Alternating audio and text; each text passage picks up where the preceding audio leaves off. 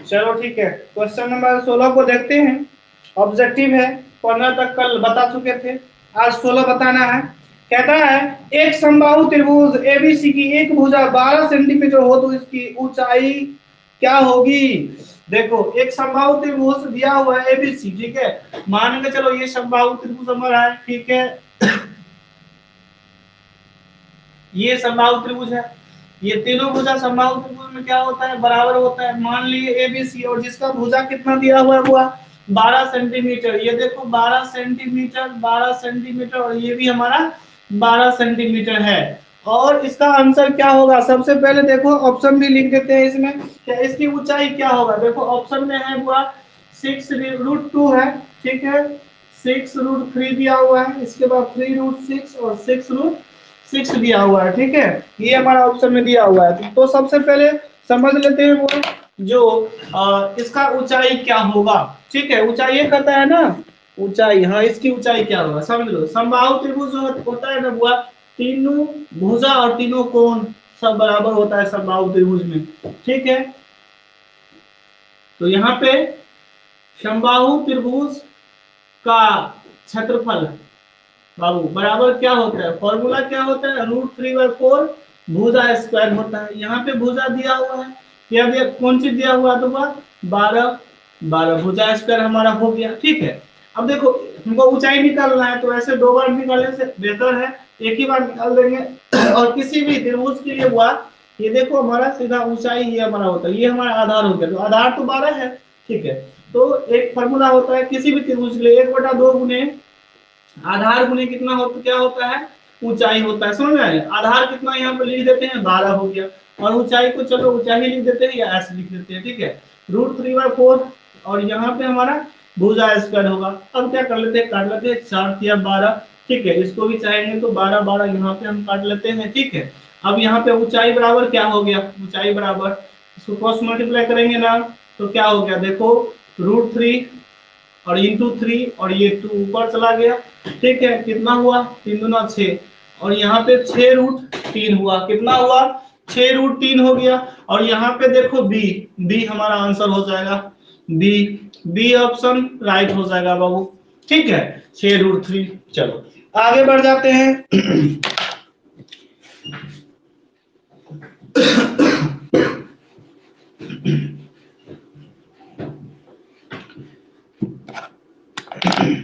17, question number 17 जो है, सो यदि समीकरण 3x - y = 5, ठीक है, क्वेश्चन को लिख देते हैं, समीकरण दिया हुआ 3x - y = 5 दिया हुआ है, ठीक है। और यहाँ पे दूसरा समीकरण दिया हुआ है वो 6x - 2y = k, ठीक है, के कोई हल न हो तो क्या होगा। ऑप्शन देखो यहाँ पे k दिया हुआ है, k = 0, ठीक है, फिर k is not equal to 0, ठीक है, k equal not 10 हो जाएगा, और k equal to -10 हो जाएगा। इसमें कौन सा होगा, ठीक है, इसको समझ लेते हैं बारीकी से। वो कोई हल नहीं होगा, तो इसके लिए हमारा क्या होता है, वो कोई हल नहीं होता है वह तभी जब फॉर्मूला क्या होता है, a1/a2 = b1/b2 इक्वल नॉट, यानी जो नॉट इक्वल टू c1/c2 के स्थिति में क्या होता है, कोई भी हल नहीं होता है। यहाँ पे देखो a1 में 3 है, बना लेते हैं, ठीक है, यहाँ पे अलग से हम लिख भी सकते हैं, तो कितना हुआ 3/6 हो गया, इक्वल टू एक ही बार कर लेंगे, -1 -2 हो गया, ठीक है। यहाँ पे ये कंडीशन होना चाहिए, तो C1 में कितना है 5, और यहाँ पे क्या होना चाहिए देखो, तो यहाँ पे देखो बराबर कब होता है, यहाँ देखो यहाँ पे 1/2 हो गया, माइनस करके यहाँ भी 1/2 होगा, तो यहाँ देखो 1/2 कब होगा, तो यदि यहाँ पे 10 होगा ना तो 1/2 हो जाएगा, इसका मतलब 5/10 आएगा, तो बराबर की स्थिति में हो जाएगा, ठीक है।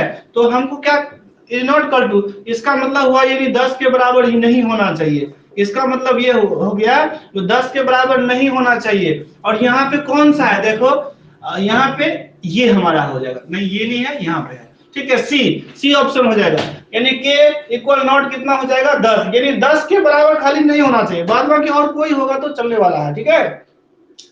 10 के बराबर नहीं होना चाहिए। तो हमारा जो है सी ऑप्शन हो जाएगा ये, ठीक है, सी आंसर हो जाएगा, ठीक है, के इक्वल नॉट 10 हो जाएगा।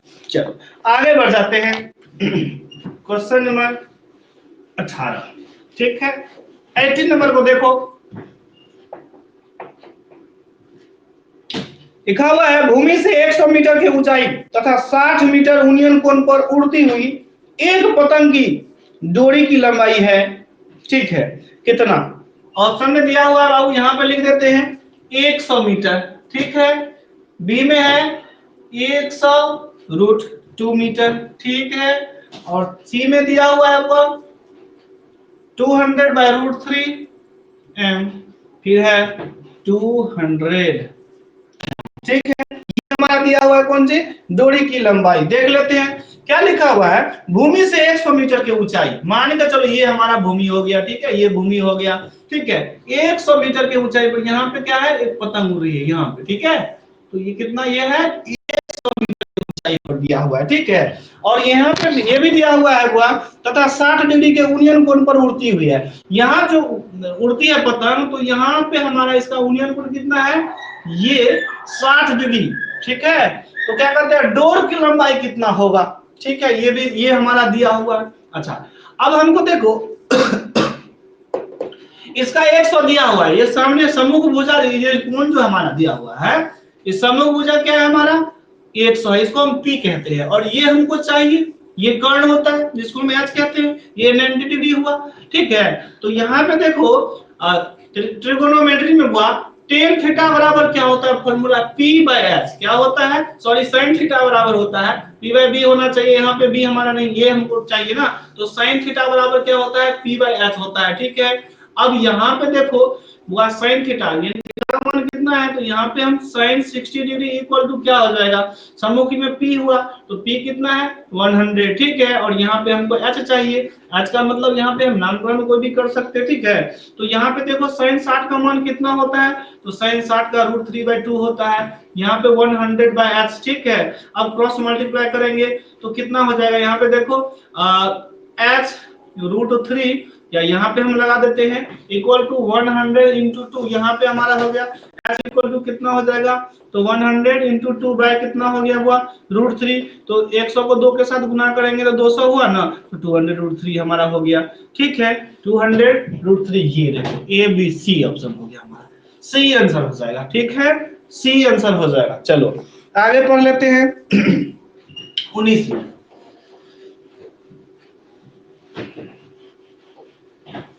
19 देख लेते हैं, ये देखो 19 में बस तो इनको थोड़ा उल्टा लेते हैं, क्या है, कहता है यदि 3 सेंटीमीटर त्रिज्या वाले एक वृत्त खींची गई तो दो स्पर्श रेखा परस्पर 60 डिग्री के कोण पर झुकी हो, तो प्रत्येक स्पर्श रेखा की लंबाई है कितना। यदि फिर से देखो, यदि 3 सेंटीमीटर त्रिज्या वाला एक ये वृत्त है और इसका त्रिज्या कितना है, तो 3 सेंटीमीटर है, ये देखो ये 3 सेंटीमीटर, ठीक है, त्रिज्या 3 सेंटीमीटर, कहीं से भी ये कितना है, त्रिज्या 3 सेंटीमीटर है, ठीक है।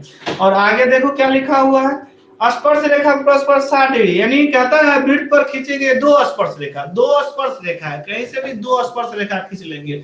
चलो यहां से हम खींच लेंगे, कहीं से भी, यहां से खींच लेते हैं, ठीक है, कहीं से भी खींचा जा सकता है, ठीक है। ये देखो ये हमारा स्पर्श रेखा, दो स्पर्श रेखा हो गया। नामकरण कुछ कर लेते हैं, मान के चलो यहाँ पे हम केंद्र ओ दे देते हैं, ठीक है, यहाँ ए दे देते हैं और यहाँ पी दे देते हैं और यहाँ पे हम क्यू दे देते हैं, ठीक है। यही हमको कहता है निकालने के लिए। और ये कितना है, तो ये हमारा जो है स्पर्श रेखा, जो ये हमारा है स्पर्श रेखा पर जो ये लंब होता है, ये त्रिज्या के रूप में ये 3 है, ये भी 3, ये भी 3, समझ में आ गया।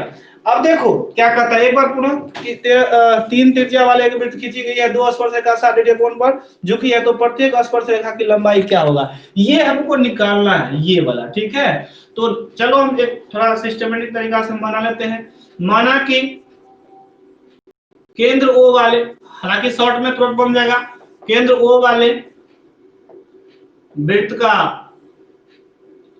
केंद्र ओ वाले वृत्त का त्रिज्या क्या है, ओपी बराबर ओ क्यू है, ठीक है, जो कितना दिया हुआ है 3 मीटर दिया हुआ है या सेंटीमीटर है, जो भी। चलो 3 सेंटीमीटर हो गया हमारा। अच्छा देखो यहाँ पे कहता है 60 डिग्री का कोण बनता है। कितना? 60 डिग्री का कोण बनता है यहाँ पे। शायद वही कहता है ना, 1 मिनट।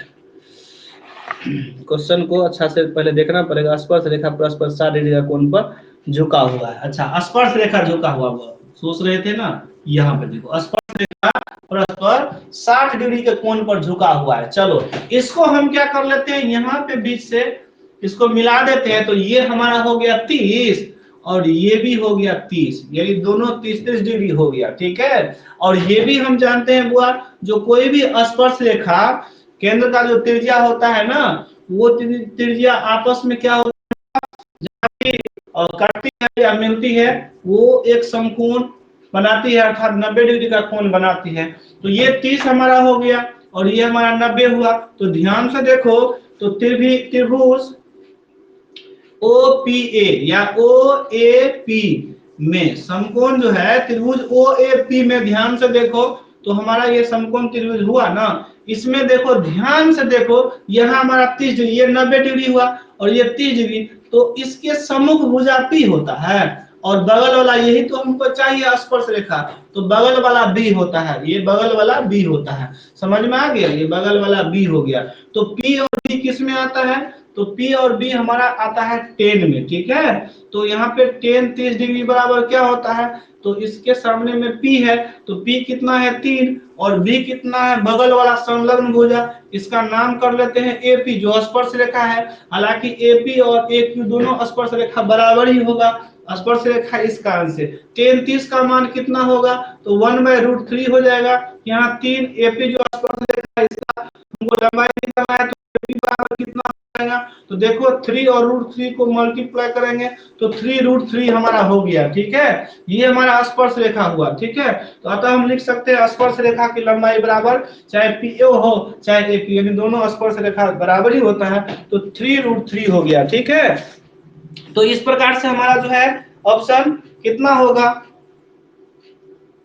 3√3 आता है, और कुछ तो नहीं है मेरे ख्याल से, कुछ छोटा मोटा तो नहीं है।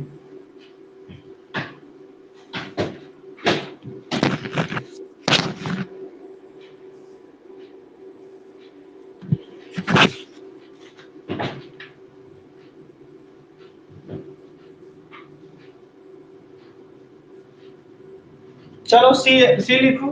ठीक है,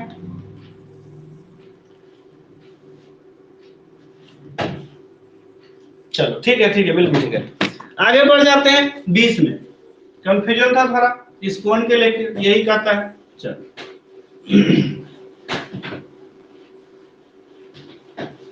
आगे बढ़ जाते हैं, कोई दिक्कत नहीं। 20 देखो हुआ, ऑडियो तुम लोग का अभी मेरे पास नहीं आ रहा है क्योंकि हम बंद कर दिए हैं, रिकॉर्ड हालांकि हो रहा है। चलो देखो, कहता है 52 ताशों को एक गड्डी की अच्छी तरह फेंट कर उनमें से यद्र छाया, मतलब यद्र छाया का मतलब होता है अचानक, अचानक एक पत्ता निकाला जाता है। इसके काले रंग का बादशाह होने का प्रयोक्ता क्या होता है? बाबू, ताश की जो गड्डी होता है ना, ताशों की गड्डी, ध्यान दो, ताशों की गड्डी में कुल कितना पत्ती हुआ? पत्ती कितना होते हैं? तो 52। ठीक है, 52 होते हैं। ठीक है, अब क्या कहता है ताशों की गड्डी में इसके काले रंग की बादशाह, काले रंग की बादशाह। देखो ध्यान से देखो, इसमें ना टोटल मिलाकर 4 हुकुम होते हैं। एक हुकुम में 7 पत्ता होता है। ठीक है, तो 7 कितना होता है? 13 होता है ना बुआ, सॉरी 13 होता है। एक हुकुम में 13 पत्ते होते हैं और टोटल 4 हुकुम होता है। ठीक है, 2 हुकुम में काले रंग, यानी रंग में काले होते हैं और फिर लाल होते हैं। ठीक है, इसमें कहता है बादशाह, तो टोटल मिला के एक कलर में 2 बादशाह होंगे। ठीक है, एक कलर में 2 बादशाह, यानी एक हुकुम में एक बादशाह, तो 2 हुकुम लाल वाला होता है चाहे काला वाला होता है, काले रंग की बादशाह कहता है। ठीक है, तो यहाँ पे लिख देंगे काले रंग की बादशाह की संख्या कितना हो जाएगा बुआ? कुल संख्या तो 52 था और काले रंग में 2 है। ठीक है, तो इसका प्रयोक्ता यद्र छाया कहता है अचानक दिखा, तो प्रयोक्ता क्या होगा बुआ? तो देखो 2/52 हो जाएगा, इसको हम कैंसिल कर लेंगे तो कितना हो जाएगा? तो इस प्रकार से हम कर सकते हैं, यही कटा था ना वो। अच्छा 26 होगा ना इसमें, सॉरी 26 होता है। तो 1/26 हमारा हो गया, और 1/26 जो है काटने में मिस्टेक हुआ था, खैर कोई बात नहीं, 1/26 हुआ था। और 1/26 जो इसमें है ना बाबू, ये बी में है, बी में, ठीक है, बी में है। चलो 20 भी हमारा कंप्लीट हो गया। देखते हैं 21।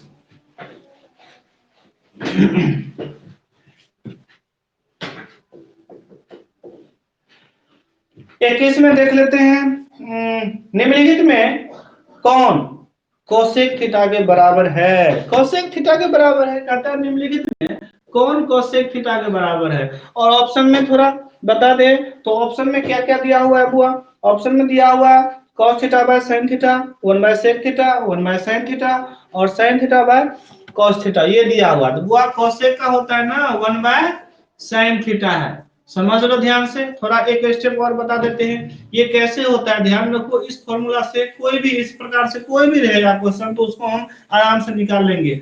साइन का अपोजिट क्या होता है? तो साइन गुना कोसेक, ठीक है, कोसेक बराबर 1 होता है। इसी प्रकार से बाबू, तो यहाँ पे हम cos लिखे तो cos theta into sec theta, ठीक है, इक्वल टू 1 होता है। इसी प्रकार से हुआ tan theta into cot theta equal to क्या होता है? 1 होता है। इसमें से कोई भी, जैसे यहाँ पे था कोसेक थीटा, ध्यान से देखो कोसेक थीटा बराबर क्या होगा?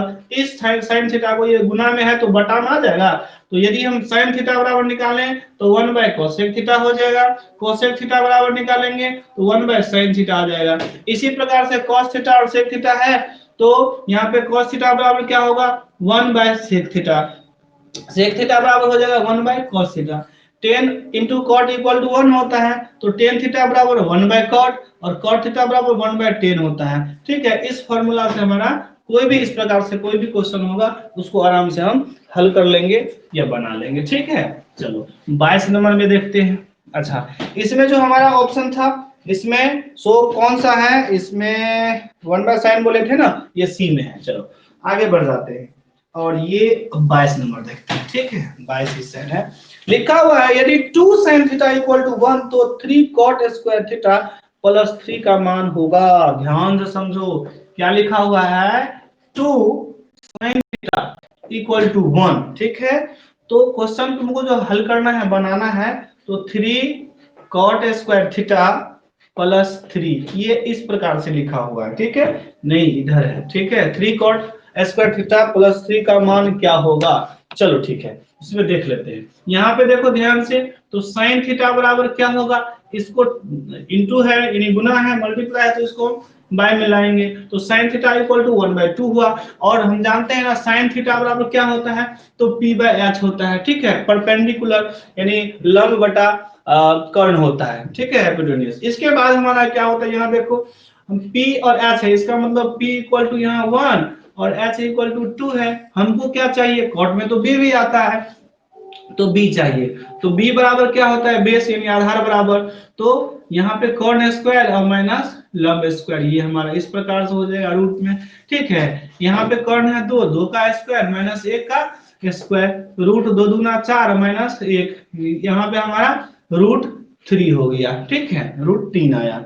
अब हमको क्या ये इसका हमारा हल चाहिए ना, ठीक है। यहाँ पे क्या करेंगे, 3 का 3 और कॉट स्क्वायर थीटा, यानी कॉट बराबर क्या होता है हमारा सारा पी एच और बी दिया हुआ है, तो कॉट बराबर क्या, 10 बराबर पी बाय बी, तो कॉट बराबर बी बाय पी। और बी देख लेते हैं, यहाँ पे रूट 3 है तो रूट 3, और पी कितना है तो 1, 1 इसका स्क्वायर है, तो चलो हम इसका भी स्क्वायर कर लेते हैं प्लस 3। इसको थोड़ा और आगे बढ़ा लेते हैं, तो 3 इंटू रूट 3 और रूट 3 रूट 9, 9 का वर्गमूल कितना हो गया? 3, 3 और 1 1 1 ही होगा, ठीक है, मल्टीप्लाई करेंगे तो प्लस 3। अब क्या करेंगे, 3 1 जा 3 3 जा 9, 9 प्लस 3 बाय 1 का तो कोई बात नहीं है, यहाँ पे 12 हो गया, कितना हो गया? 12 हो गया, दिखता है प्रॉपर, ठीक है, 12 हो गया। और इसमें 12 जो हमारा है ना, तो ए ऑप्शन है, ए आंसर हो जाएगा, ठीक है, ऑप्शन में ए इज राइट आंसर। आगे बढ़ जाते हैं, 23 नंबर समझ में आ गया?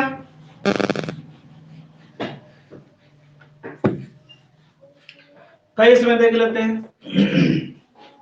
लिखा हुआ है असंभव घटना की प्रयत्ता होती है, असंभव घटना की प्रयत्ता होती है कितना, ए में है 1/2, बी में है 1, सी में है 0 और 1/3। ठीक है, यहाँ पे देखो असंभव, असंभव घटना की प्रयत्ता जो होती है, देखो प्रयत्ता सबसे पहले 0 या 0 से क्या होना चाहिए, होगा बड़ा, लेकिन एक या एक से छोटा ही होना चाहिए, उससे बड़ा। इसका मतलब हुआ ये मैं 0 से छोटा नहीं हो सकता है, ऋणात्मक नहीं हो सकता है, ठीक है, और एक से बड़ा भी नहीं हो सकता है, 2 3, ठीक है। तो इस प्रकार से हमारा क्या होता है, ये होता है। अब समझो कहता है असंभव और संभव, कहता है असंभव, ठीक है, असंभव ही कहता है ना, हाँ असंभव घटना के। यहाँ देखो 0 जो होता है ना वो असंभव घटना है, ठीक है, असंभव घटना की प्रयत्ता है, और एक जो है ना होगा ना वो संभव घटना की प्रयत्ता है। समझ में आ गया, ये संभव कहते हैं और 0 ये असंभव हो गया हमारा, तो इसमें असंभव था तो सी, ए बी और सी, ये हमारा सी ऑप्शन हो जाएगा, ठीक है, असंभव घटना की प्रयत्ता। ठीक है, चलो अब जो है ये कितना 23 था, 24 को देख लेते हैं। 24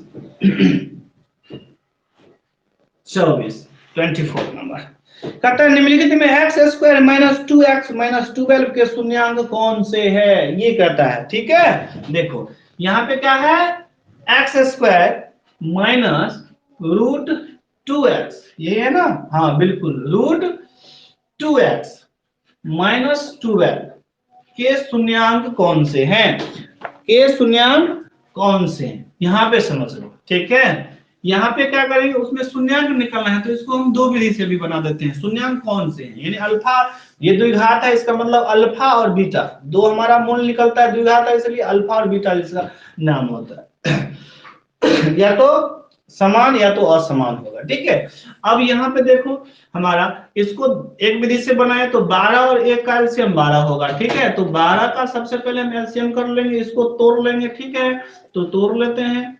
ठीक है, यहाँ पे देखो कितना हो गया 12, ठीक है, 2 दूना 4 और यहाँ पे 3 हो जाएगा।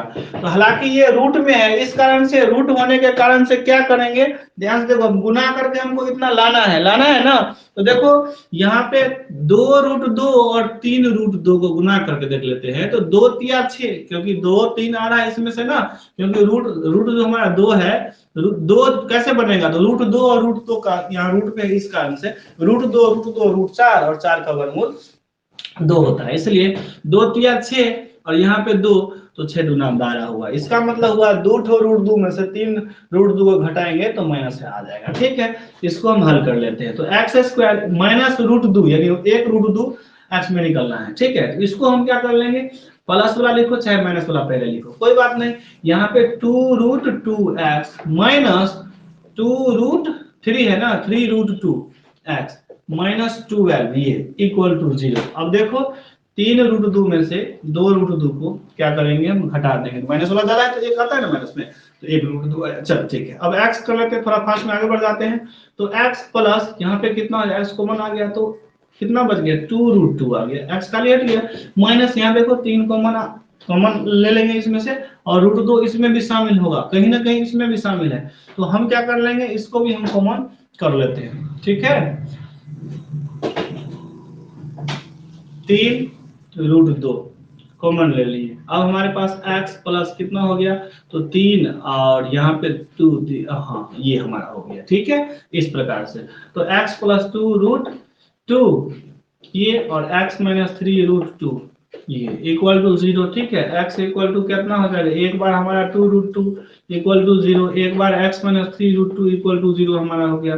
x इक्वल टू कितना हो गया, तो माइनस 2√2, इस प्रकार से एक बार x बराबर कितना, ये प्लस में आ जाएगा, इस प्रकार से हमारा हो गया। तो x बराबर 2 आंसर आया माइनस 2√2 और एक बार आ गया 3√2, इस प्रकार से हमारा ऑप्शन आ गया। ठीक है, और इसमें जो हमारा ऑप्शन जो दिया हुआ है देख लेते हैं, हाँ इनमें से कोई नहीं है ही नहीं, क्योंकि इसमें देखा जाए तो 3 माइनस में है 3, ये कोई नहीं है, माइनस 3√2।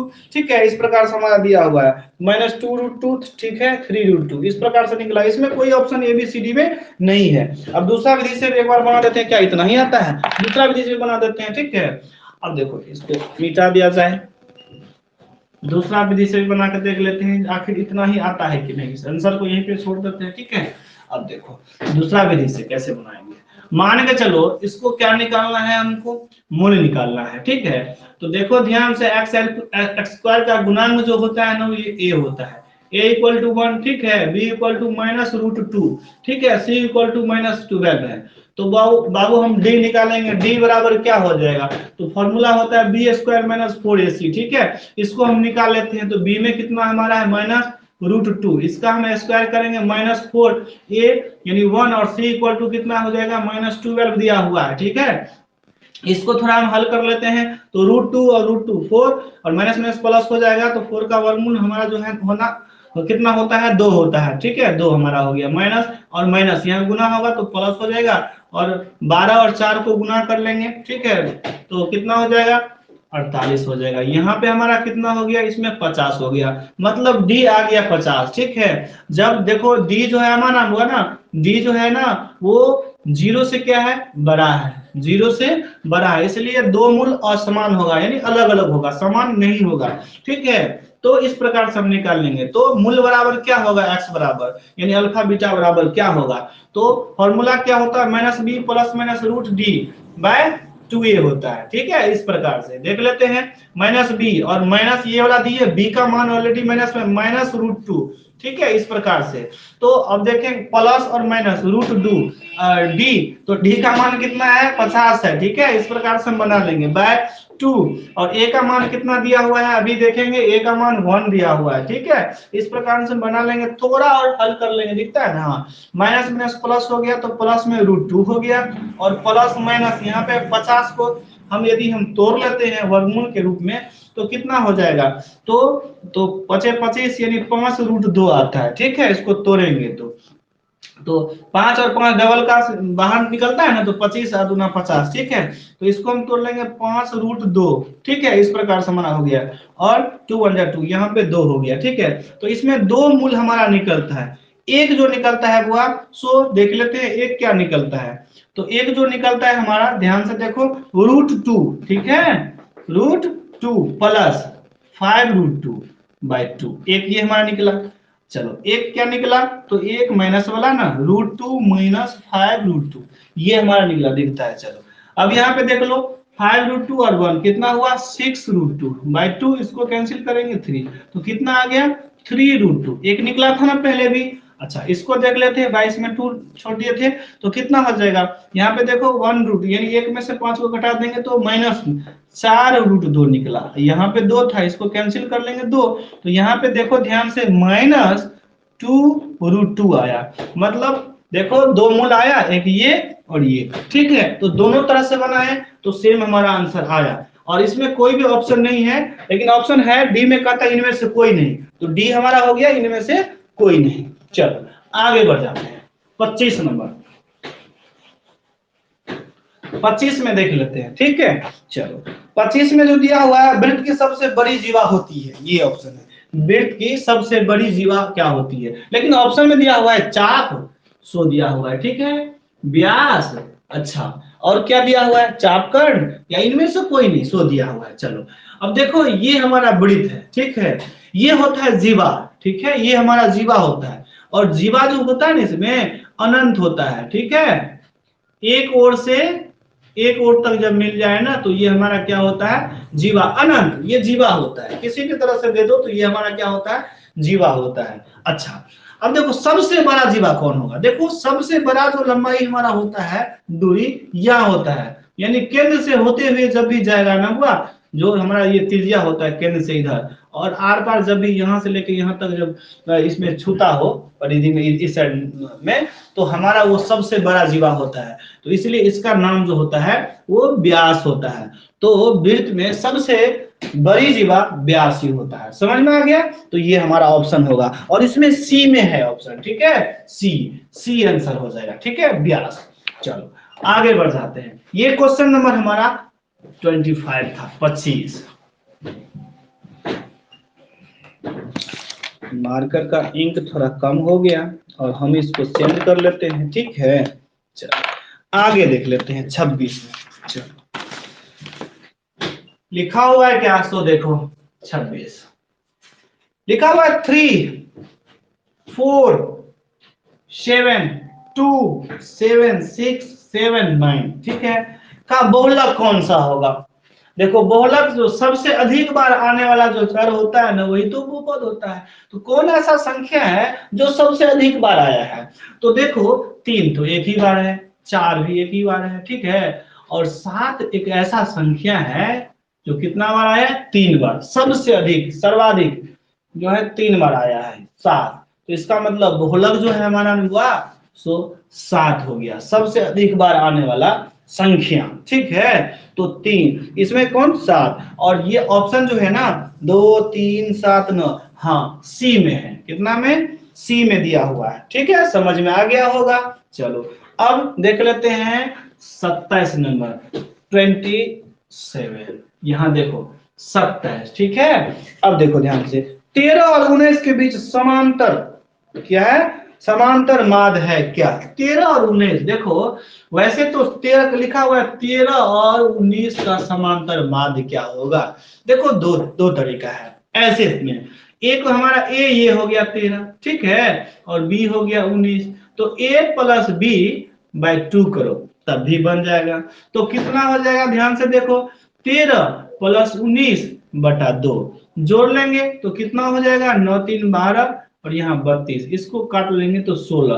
तो 16 हमारा जो है ना 16 आंसर हो गया, ठीक है। दूसरा तरह से देखते हैं, इस तरह में 13 और 19 के बीच, इस प्रकार से 13 और 19 के बीच बीच समांतर मान देखो 14 15, 13 19 के बीच वाला 14 15 16 17 और 18 आता है, ठीक है। अब इसको क्या कर लेते हैं?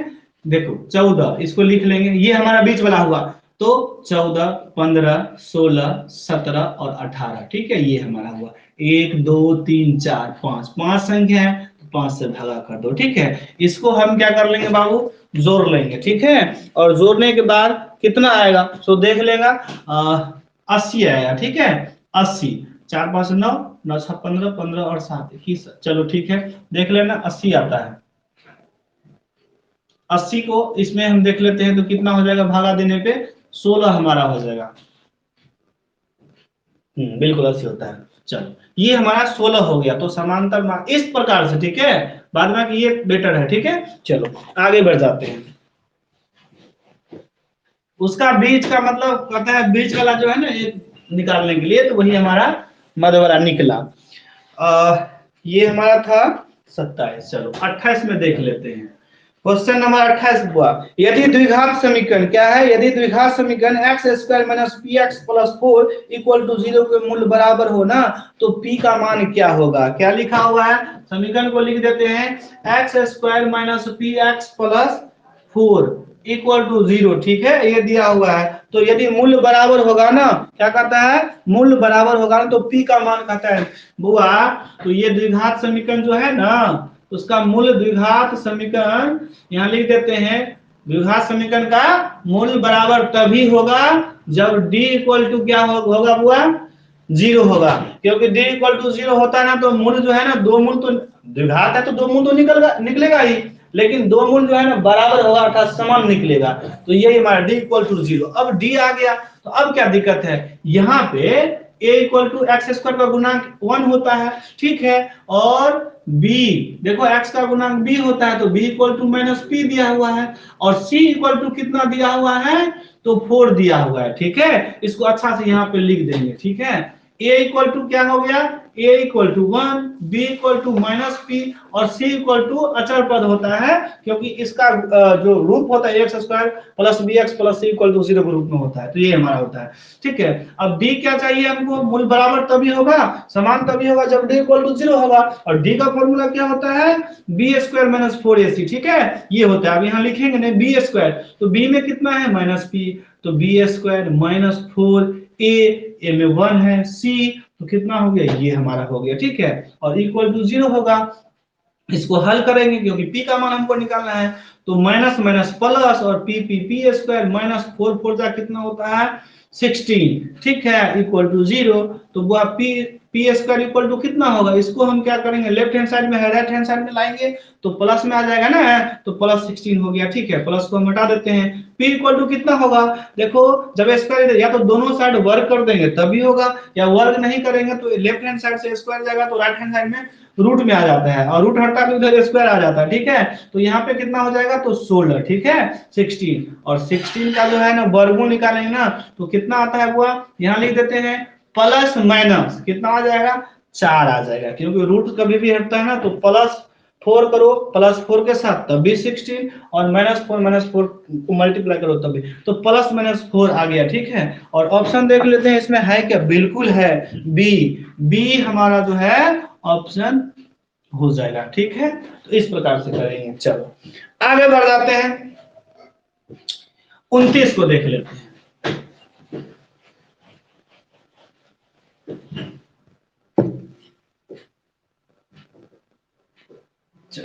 29 में देख लेते हैं, यदि अल्फा और बीटा अभाज्य संख्या है, बिल्कुल इजी है, वेरी इजी बाबू, ए और बी अभाज्य संख्या है तो ए और बी का लॉसक क्या होगा बाबू, अभाज्य संख्या को ना गुना करते हैं तो वही तो लॉसक होता है, लिखा हुआ है अभाज्य संख्या ए है और बी है तो लॉसक क्या होगा बाबू, एलसीएम बराबर क्या होगा, लॉसक बराबर लोवेस्ट कॉमन मल्टीप्लिकेशन ए इंटू बी, तो ये क्या हो गया, ए बी हो गया, समझ में आ गया, तो ए बी हो गया, और ए बी जो है हमारा सी में दिया हुआ है, सी आंसर हो जाएगा, समझ में आ गया होगा। आगे बढ़ जाते हैं, 30 में चलते हैं, वो 30 क्वेश्चन नंबर 30 को देखेंगे, 15 कल करवाए थे, अभी 15 होने वाला है, ठीक है। तो टोटल 30 हो गया, और इसको इसमें क्वेश्चन को हम दे देंगे, डाउनलोड कर लेना, ठीक है, अच्छा से, और वीडियो को जहां तक होगा ना शेयर कर लेना अच्छा से, यूट्यूब वाला वीडियो, ठीक है, यूट्यूब पर दे देंगे, अपने आप वो चला जाएगा, ठीक है। तो चलो क्वेश्चन नंबर 30 देख लेते हैं, बिंदु एक्स वाई की दूरी मूल बिंदु से है क्या, देखो मान के चलो मूल बिंदु से कहता है, कहीं भी मूल बिंदु, तो यहाँ देखो मूल बिंदु हमारा ये एक्स अक्ष होता है, कई बार बताया है, और ये वाई अक्ष होता है, मूल बिंदु क्या होता है, मान के चलो मूल बिंदु हमारा ओ हो गया, ठीक है, और तो ओ का जो है ना क्या होगा, देखो एक्स अक्ष और वाई अक्ष आपस में 0 पे ही कटता है, इसलिए यहाँ पे हमारा 0 0 मूल बिंदु हो गया, और कहीं भी एक रेखा है, कहीं भी, तो एक बिंदु है जिसका एक्स वाई है, कहीं भी मान के चलो, यहाँ देखो एक्स वाई है एक बिंदु, ठीक है, मान के चलो पी है, तो कहता है ना इसका दूरी क्या होगा, यानी ओ और पी की दूरी क्या होगा, समझ में आ गया। तो इस प्रकार से तो हम लिख देते हैं, जो माना कि मूल बिंदु, ठीक है, मूल बिंदु ओ लिख देते हैं, ओ ओ 0 0 है, ठीक है, ये ओ है, कुछ और नाम दे सकते हैं, 0 0 है, और एक जो है ना हमारा हुआ ए या पी मान लिया, चलो पी जो है एक्स वाई है जो दिया हुआ है तुमको, ठीक है, इसका दूरी क्या होगा, मूल बिंदु से दूरी क्या होगा बाबू, दूरी सूत्र से फॉर्मूला देखो, ओपी बराबर क्या हो जाएगा, ओपी बराबर दूरी सूत्र से रूट अंडर फॉर्मूला होता है x2 - x1, बना के वैसे तो ये इजी है अपने आप, वैसे भी हम बन जाता है, तो x2 - x1 का whole square plus y2 - y1 का होल स्क्वायर, ये हमारा हो गया, ठीक है। इसको देख लेते हैं x2 कितना है, अब देखो किसी को भी तू मान सकता है, ठीक है, यहाँ पे मान के चलो x1 को हम ये मान लेते हैं, और y1 को इसको, ये हमारा x2 और y2 हो गया, ठीक है, किसी भी तरह से मानेंगे तो उतना ही होगा,